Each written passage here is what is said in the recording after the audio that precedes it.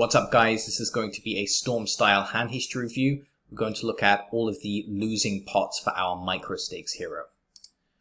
Hand number one, we have 5-4 of diamonds in the big blind. This should be a relatively standard overcall pre-flop.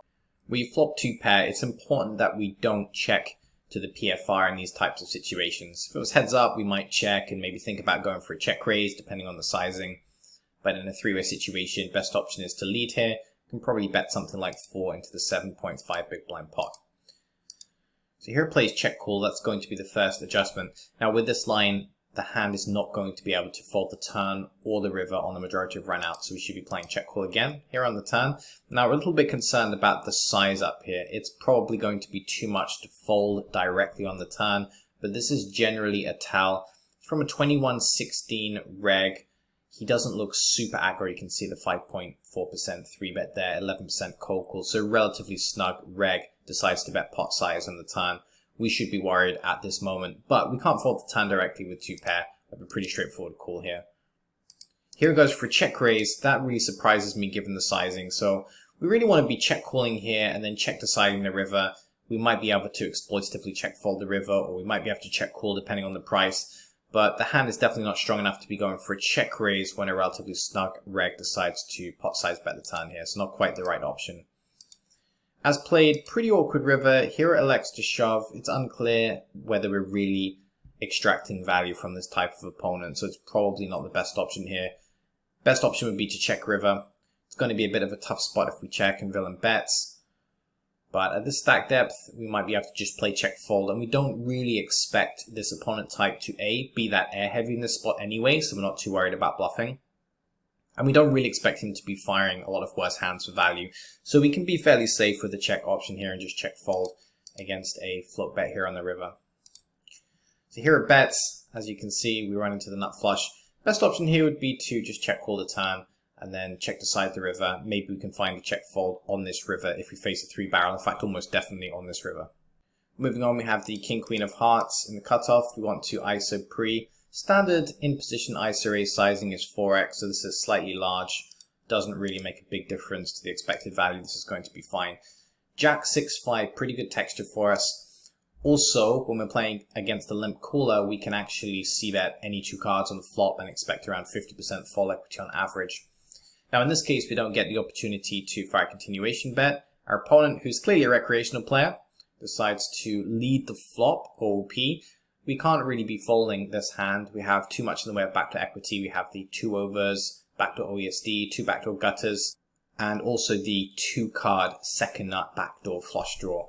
The only decision we have to make is whether we just call or whether we raise. Either's fine. If we do raise, then we usually have an auto profit bet on the turn when we're facing a donk call line from a recreational player. In other words, if we do raise here and our opponent calls and the turn's a complete brick, we should very likely just be firing the turn even if we don't improve. Here it raises, that's great. Let's see if we pick up some equity on the turn. In this case, it's very straightforward. We should be barreling because we actually pick up some equity, and we want to think about setting up the stacks in this case. So if we run a quick calculation here, we'll see that if we bet around 20, we're going to have roughly a pot size bet left for the river. So we want to bet 20 or just above in this case. 22 would be fine. Our opponent leads again. I would probably stick to the plan and actually raise here to about 22. We set up the pot size bet here just in case we do bink on the river. 25, that's perfectly fine. We like this hand so far. River, should we be bluffing here in this spot?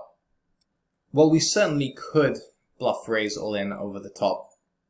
With the data that I've looked at, I'd imagine it's pretty close to break even. It's not going to be terrible. It's not going to be that profitable either. So what we should ideally do is just fold in this case. The weird thing about this hand is we could even potentially think about calling. We actually only need to be good around 7% of the time for this to be a plus EV call. And I guess villain could actually have some things like busted club draws in his range. So if you feel like calling here instead, the price is so trivial that that's going to be at least reasonable in the spot. Here are jams. I imagine it's going to be roughly break even. It's not a bad play or anything like that. Pocket 4s, UTG, we open raise. That's perfectly reasonable. It's recommended to fold here pre-flop in these situations. 100 big blind stack is going to be really close anyway. And you might think, well, what's the difference between pocket 4s and pocket 10s? If we're set mining, they're pretty similar. But Pocket 10s does have some advantages, or even pocket 8s has some advantages that pocket 4s doesn't. For example, in the situation where it gets checked down post-flop, something like pocket 8s is less likely to be counterfeited than pocket 4s, etc. So we generally want to draw the line somewhere. It's recommended to defend something like 7s or 8s plus in this scenario at 100 big blind effective, but not pocket 4s. So possibility to fold here pre-flop. Now, as flops go, that's a fairly good flop for us. It doesn't really connect with any of the high cards the villain has. What that means is he still has all of that stuff like ace-king, ace-queen, king-queen, suited aces, stuff like that. Now, it's true the suited aces could have a pair that's better than our 4s, but obviously the ace-king, ace-queen type stuff has all bricked. So on an 8 high texture, we should probably just peel on the flop here, which is what we do. We check call. We pick up the OESD to go with that pair, so we may be forced into calling a second barrel right now, especially when you're given that villain could be two barreling things like ace-queen, ace-king. The EV is not going to be super high, but sometimes our pair is good, and we do have a live draw with 8 outs. We can see that villain's using a relatively large sizing here, which is not great because he obviously does still have things like queens, kings, aces in his range, but given that he could be semi-bluffing this turn, and given that even if he does have aces, we actually have outs. Ironically, we only have 6 outs against aces, but we actually have 10 outs against things like kings and queens, which could easily be in villain's range. So we want to make the call at this stage. Here he decides to check jam. This is probably not quite the right option. Having said that, I don't think it's terrible either. This line has some pretty interesting merits. I don't think we're necessarily going to be falling out an overpair, although it could happen with some frequency if our opponent thinks that we have a set, doesn't want to pair us off, etc. We probably shouldn't count on our opponent falling an overpair though in this situation. Having said that, we are ahead of stuff like ace-king and ace-queen, which may have 2-barreled and any club draws, and presumably our opponent's going to fold his equity share when we check jam, or he could call, which is fine as well because we actually have the best hand against stuff like ace-king offsuit right now and against club draws, so we're okay with that. The other thing is, even if our opponent just has pocket aces or pocket kings, and let's just say he's never falling against a check jam, well, we actually have 16% equity going from turn to river.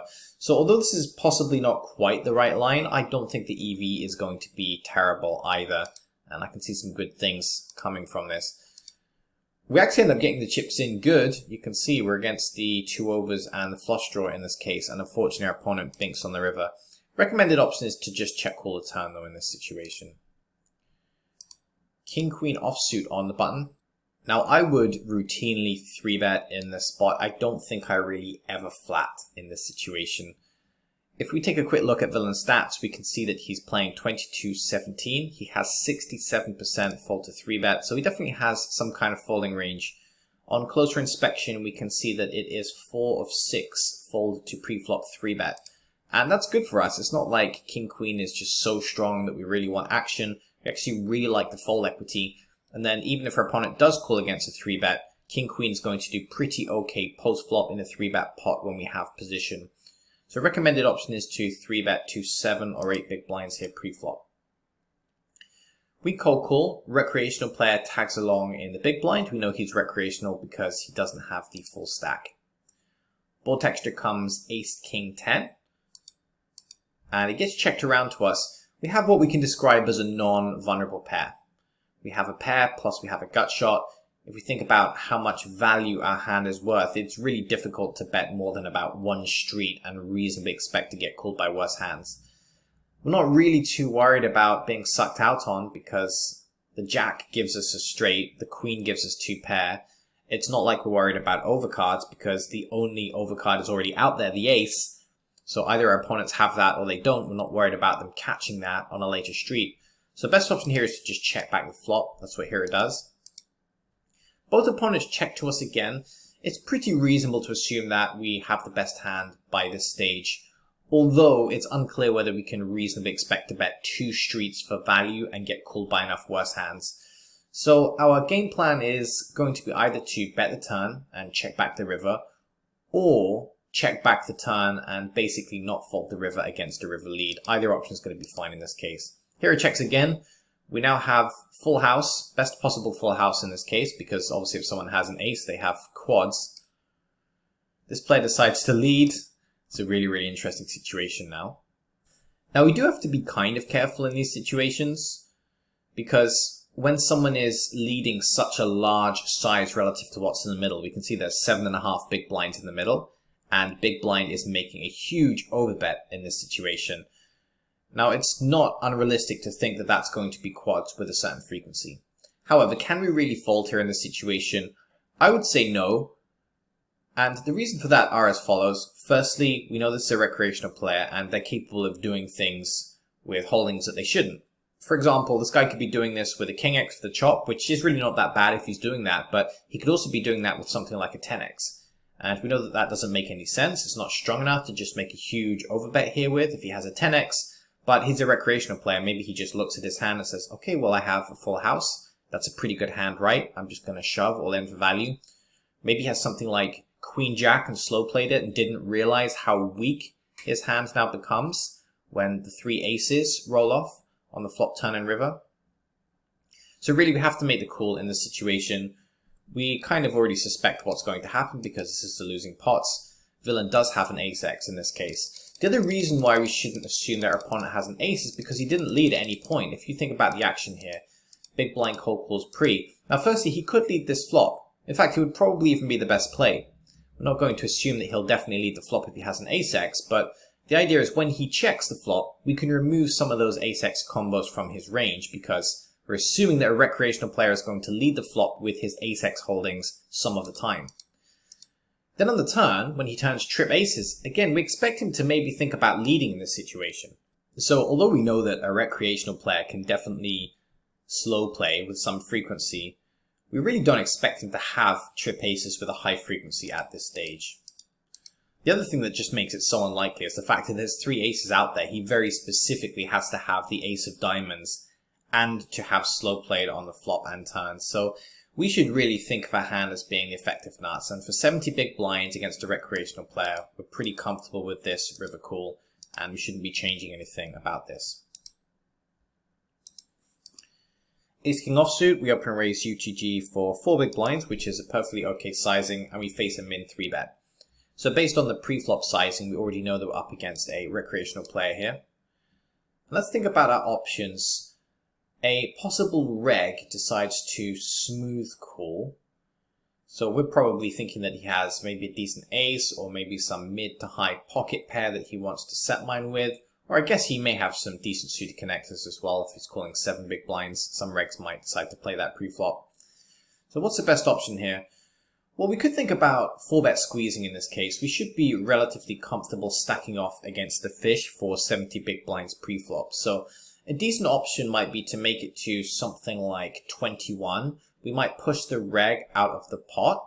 We're assuming that he doesn't really have aces and kings too much, and that's generally what we're worried about when we have something like ace-king. We're worried that we're going to run into aces and kings, because we do pretty well against all other hands that the button can have.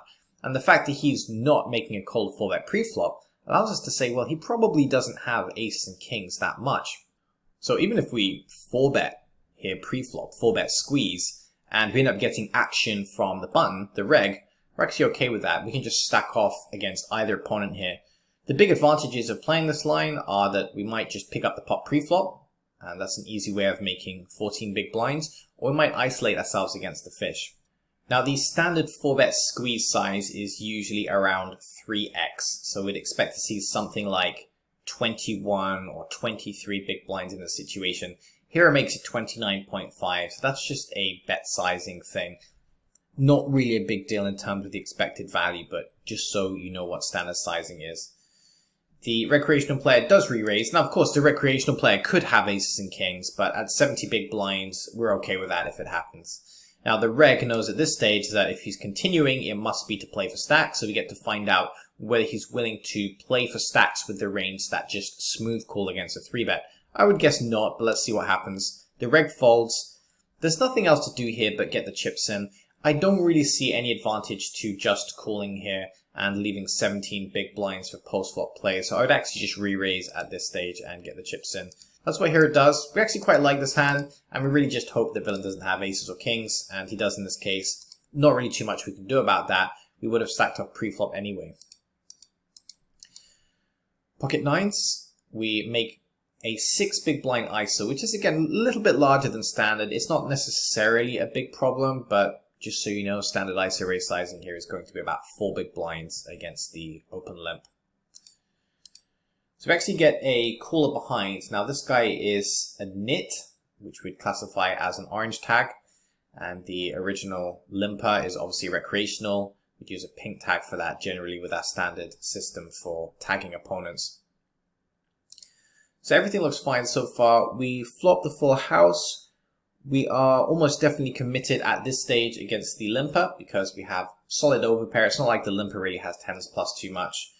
And the orange tag behind, I don't even really know if he has 10s or jacks. I mean, sometimes these types of players are so tight that they would just flat something like 10s and jacks against a 6 big blind ISO. But realistically, we're not too worried about the orange tag unless he springs to life and starts giving us a lot of action. So we should just fire a continuation bet at this stage. What we expect to happen a lot of the time is we're going to fire, let's say, a half pot continuation bet. The orange tag is going to fold, and then we're going to get isolated heads up against the limper. Let's see what happens. Here bets half pot, the reg folds, and we get isolated against the limper. Now there aren't really too many turn cards that we're scared of. Even if the turn's an overcard, I would imagine we're still going to be committed, because if we just project forward, there's going to be an extra 20 big blinds in the middle. So it's going to be about 38 in the middle. And there's about that remaining in the effective stack. So even if the turn's a king, we're probably just going to be shoving all in for value. This type of opponent could definitely call way too wide. The 5 is a very good card for us. You can see we have that stack to pot ratio of just over 1. I don't think there's really a lot else to do at this stage, but just shove all in with our 9s. So here it does. This is a perfectly played hand. We can't really change too much here. And once again, we run into the quads. I guess it happens some of the time. No problem.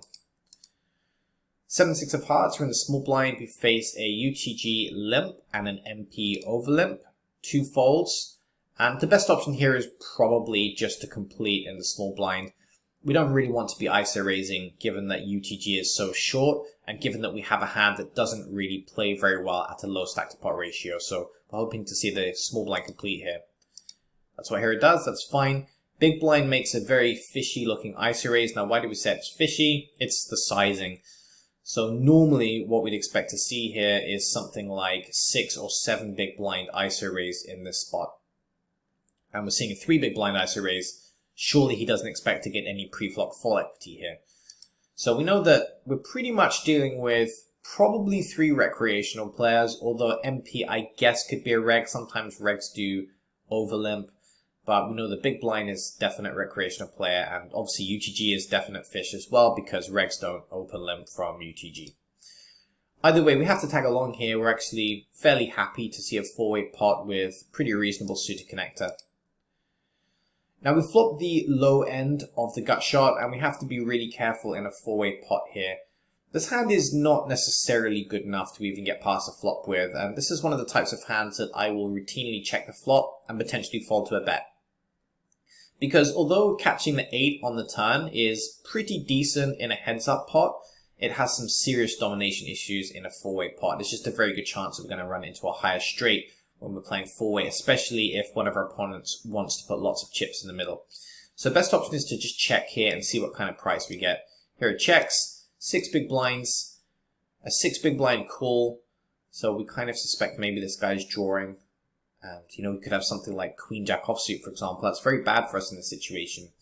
So we're lacking the implied odds for this to be a decent call. In fact, we have a decent amount of reverse implied odds. We haven't really invested much at this stage. If you think about what we've invested into the situation, it's literally half of a big blind. So if we don't really like the post-flop situation, we can just get out of the way immediately. We don't want to get strung along here. I would recommend a fold at this stage.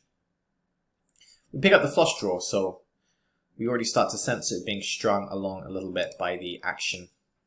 So big blind decides to make a half pot double barrel. And although half pot doesn't sound like it's a lot, this is a fairly bloated pot at this stage. Remember, it was 4-way pre-flop.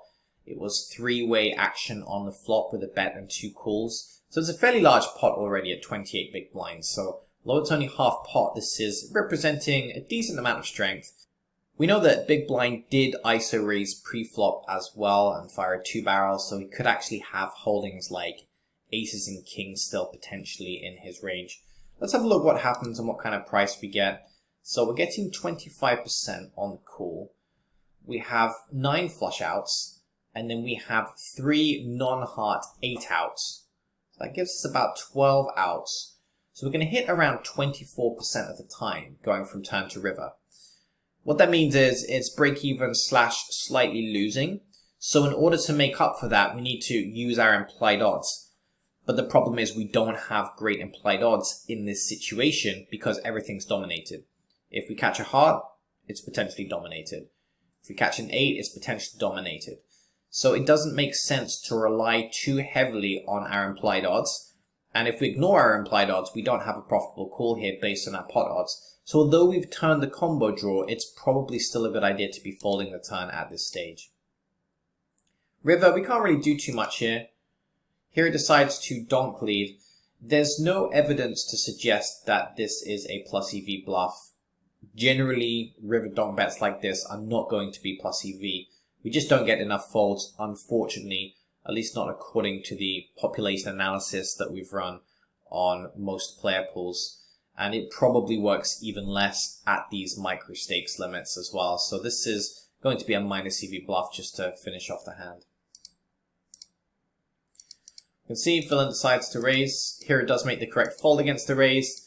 But we could have actually just folded that on the flop and we would have only lost half of a big blind for the entire hand. Okay, thanks for watching guys. See you in the next part where we're going to have a look at Hero's big winning pots.